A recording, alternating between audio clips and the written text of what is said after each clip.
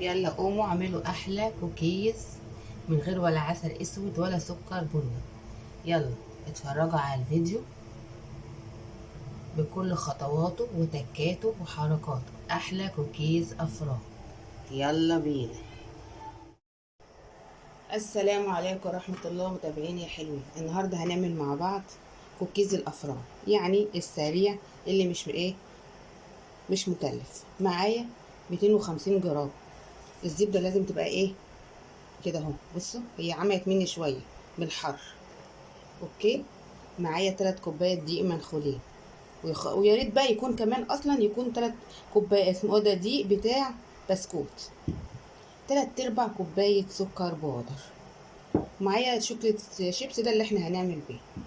معايا 3 حبات بيض، وهناخد نص معلقه بيكنج باودر، وكمان المقادير بتاعه. وكمان معايا معلقتين كبار كاكاو، ومعايا الزيت ده عشان افك بيه الكاكاو، لان هنعمل عجينه بيضه وعجينه بالكاكاو. يلا بينا. اولا نشيل بقى الشوكليت شيبس ده مش عايزينه دلوقتي، خلاص. والكاكاو خليه على جنب دلوقتي.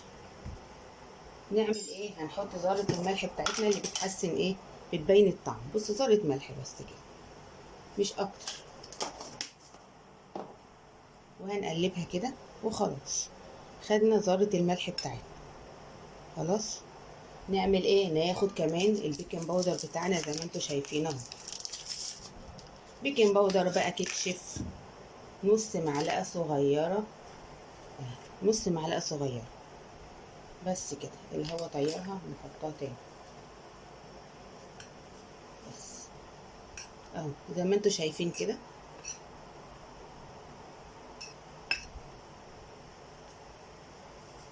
نعمل بقى بعد كده؟ يلا بينا. هنضرب الزبدة الاول قبل ما نحط البيض على سرعة بسيطة. يعني بصوا معايا،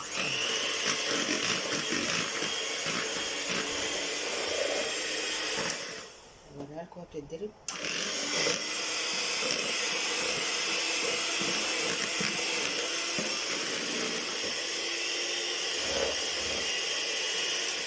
خليكم معايا. نضيف معانا بقى السكر البودر،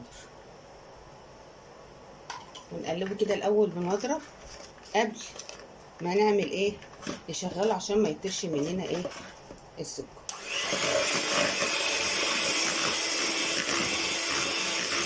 عشان بس نعمل لكم دوشه.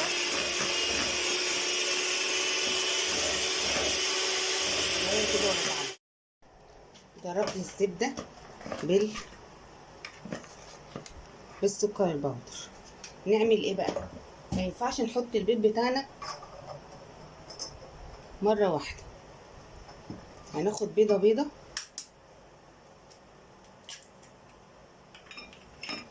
ونضربها بالمضرب.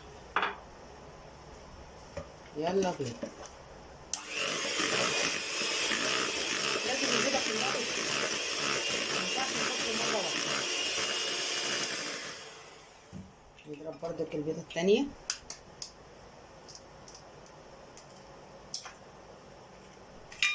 نفس الطريقه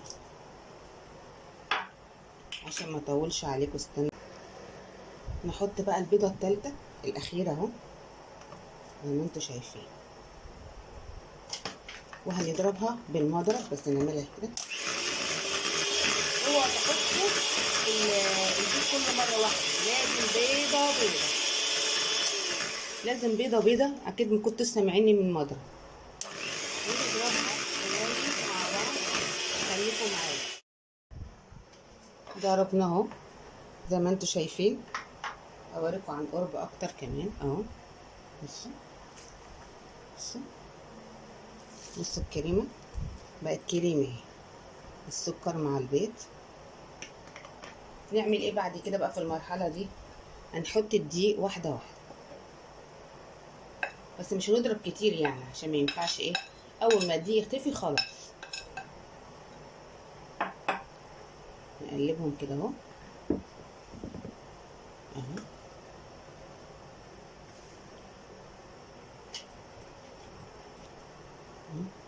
نقلبهم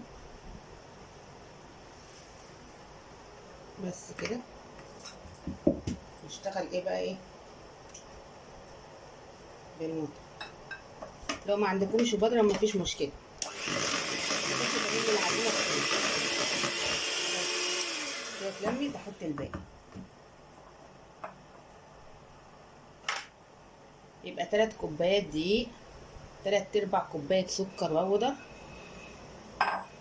كوكيس سهل جدا اي حد يعمله، مفهوش اي مقادير كتير. بص انا هضرب لغايه بس ما تجيب كده.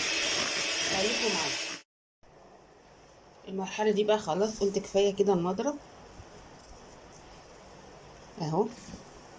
بصوا في ناس بتحبها سايحه، بس انا بحبها كده عشان اعرف اشكلها. انا كده زودت عليها، يبقى بدل 3 كوبايات دي زودت نص كوبايه دي. خلاص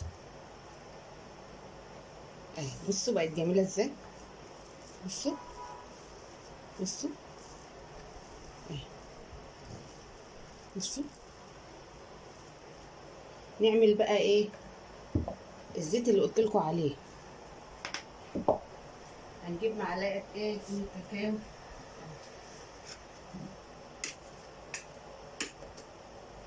ثواني معايا. هنجيب معلقتين كاكاو كبار زي ما قلت لكم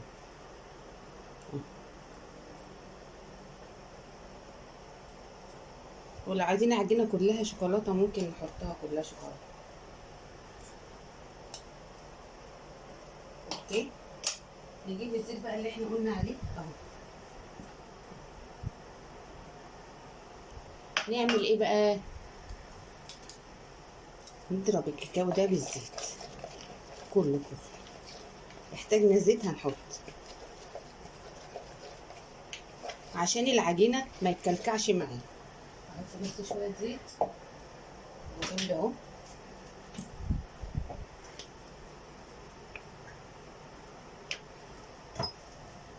يلا خليكم معايا على بس ما اضرب ايه كده. ضربنا الكاكاو بالزيت.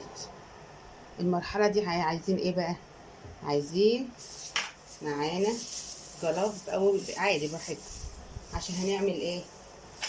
هنقسم العجينه.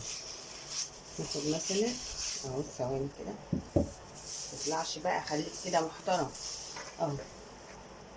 ناخد ايه جزء من العجينه اللي هي نصها بالظبط اهو. عشان نعمل ايه؟ عشان تبقى عجينه بالكاكاو. بصوا نلم بس العجينه نخليها كلها كاكاو. شكلنا كده مش نافعين بالجرافس، خلينا ايه زي ما احنا بنعمل في بيتنا عادي. انا بعملش الجرافس ولا حاجه. بصوا كل العجينه كده اهو تبقى كلها كاكاو. ما تخافوش ان هي لونها كده، استنوا بس شويه عليها كمان نلم بس. خليكم معايا.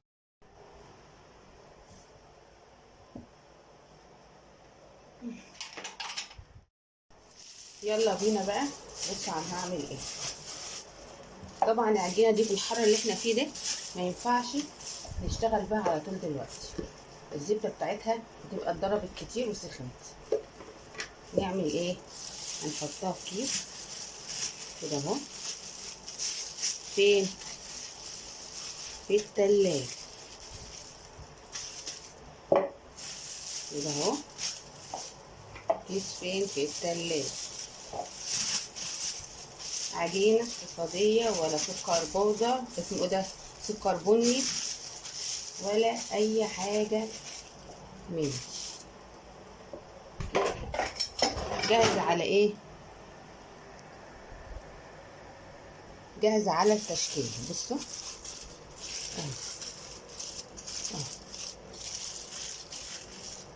كده خلاص.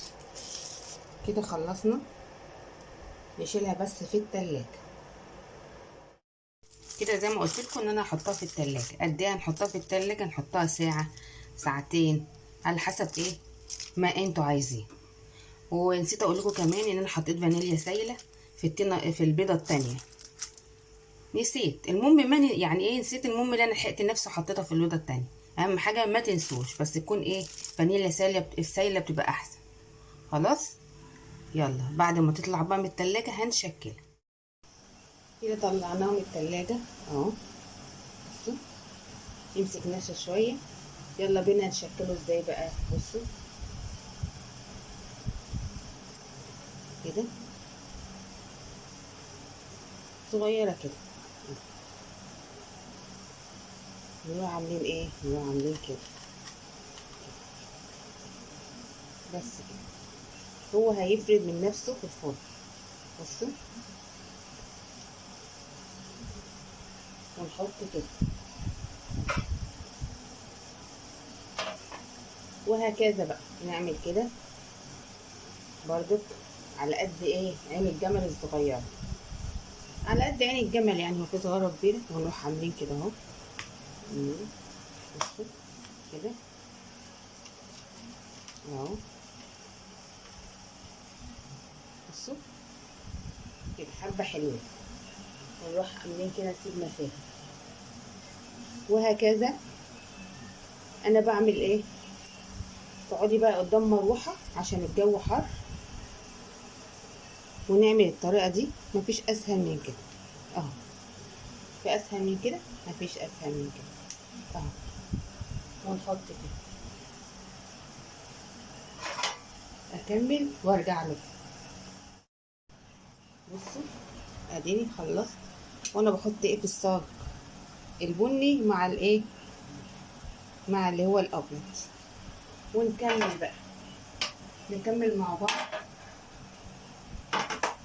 الباقي بنفس الطريقه. هوريها لكم تاني عشان اللي لسه ما شافهاش. بصوا اهو، مفيش اسهل من كده، قد عين الجمل. ونعمل كده، وزي ما هي كده هي مكوره كده، هي هتعمل في الفرن اهي زي ما هي اهو. بصوا هكمل بنفس الطريقه وادخلهم الفرن. بصوا ندخل بقى الفرن وارجع له. وصل احلى كوكيز. الصغير لسه سخن يا جماعه. بصوا يا ريت تجربوه.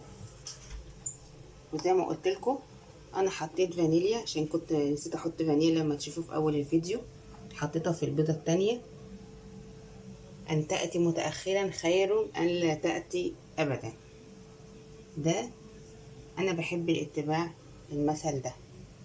يعني نسيت احط الفانيليا بس احطها برضك احسن ما احطهاش خالص. بصوا عمل السوا الكبير ده، الصينيه الكبيره دي، والصينيه دياتين في 20 او 22 حاجه زي كده، ودي 30 في 40. يعني عمل واحد كبير واتنين صغيرين. وما ينفعش احركه وهو لسه سخن، عشان الشوكولاته زي ما انتوا شايفين لسه ايه اهي. فين السايحه اهي اهي. بصوا ما ينفعش الا لما الشوكولاته ايه تبرد. ما تنسوش تشتركوا في القناه وتفعلوا الجرس عشان يوصلكوا ايه كل جديد. وتجربوا ايه كوكيز ايه، كوكيز الافران. سهل وبسيط من غير ولا عسل اسود ولا سكر بني. سلام عليكم.